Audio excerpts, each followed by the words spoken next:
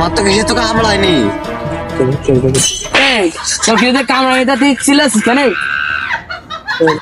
চাচা আমার তো কিছু তো কামড়ায়নি, আমি আগে ঝাড় দিবে পড়ে গেছি। আকে ঝাড়ি দিবে পড়িস তাই পঙ্গুর মাথায় পড়ে গেছিস গায়ে ওঠ।